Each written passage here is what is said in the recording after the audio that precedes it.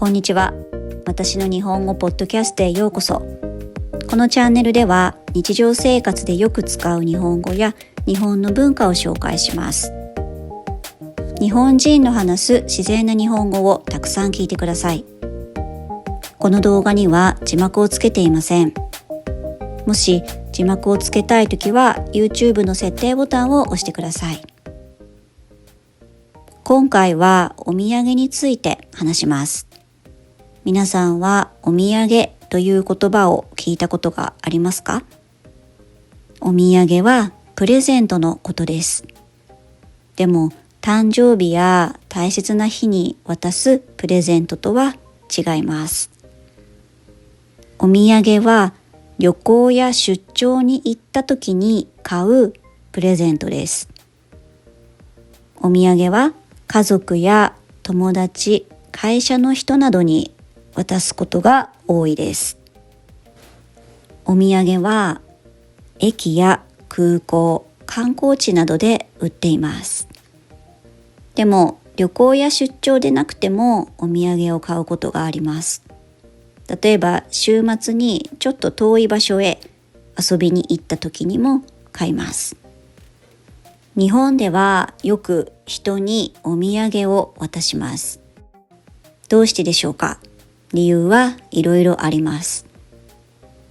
まずは旅行の報告のため。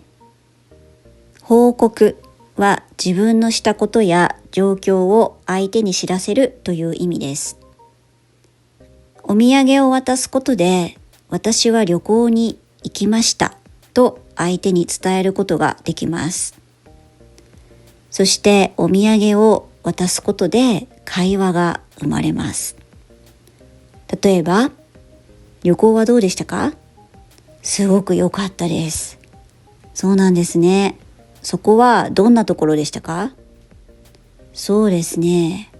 海が青くてすごく綺麗でした。そうなんですね。今度写真を見せてください。そんな風な話ができます。お土産は相手に旅行の楽しい気分を分けてあげるという意味もあります。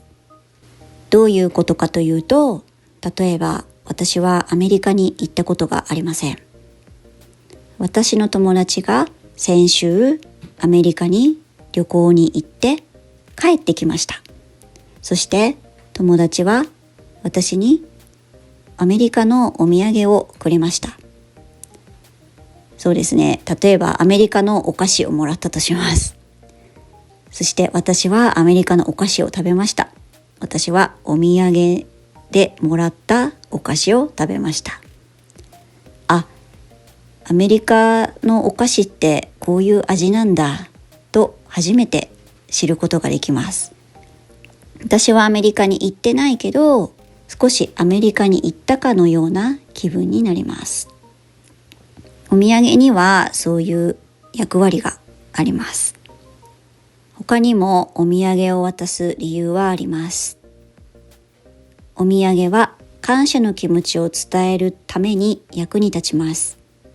感謝の気持ちというのはありがとうという気持ちのことです。お土産はお世話になっている人に渡すことが多いです。お世話になっているというのはいつも助けてもらっているとか、いつもいろいろなことをしてもらっているという意味です。いつもお世話になっている人というのは、例えば会社の上司や同僚、近所の人などです。家族や友達もそうですけどね。日本ではそういう人たちにお土産を渡します。そうすると、いつもありがとうございますという気持ちを伝えることができます。日本では旅行の間、仕事を休んでいる場合、旅行から帰ってきたら職場でお土産を配ります。そういうことをする日本人は多いです。その場合は留守の間、仕事をしてくださってありがとうございますという気持ちを伝えることができます。そんな風にお土産は相手と良いコミュニケーションを取るのに役に立ちます。日本人はお土産を選ぶときに何をあげたら相手は喜ぶかなと考えます。日本人がお土産によく買うものは食べ物です。例えばお菓子、漬物、缶詰、カップラーメン、調味料などです。こういうものはスーパーやコンビニで買えますけど、その場所に行かないと買えないものもあるんですよね。例えば日本には北海道という地域があります。北海道に行かないと食べられない食べ物があります。北海道では有名な食べ物があります。そういったものをお土産に買うことが多いです。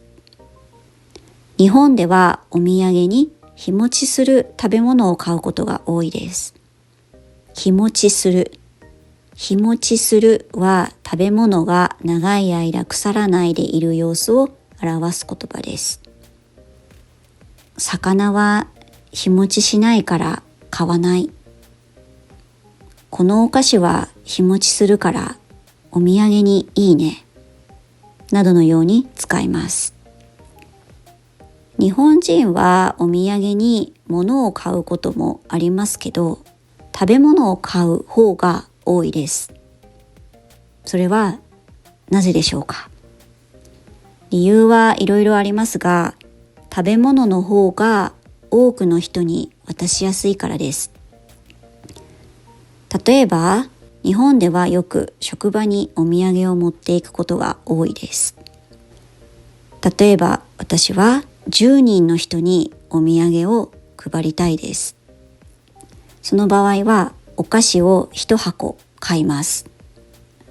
1箱に10個入っているお菓子を買います。そしてそれを職場に持っていきます。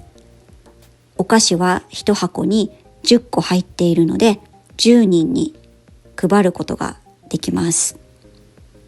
10人にそれぞれ1箱ずつお土産を買うことはしません。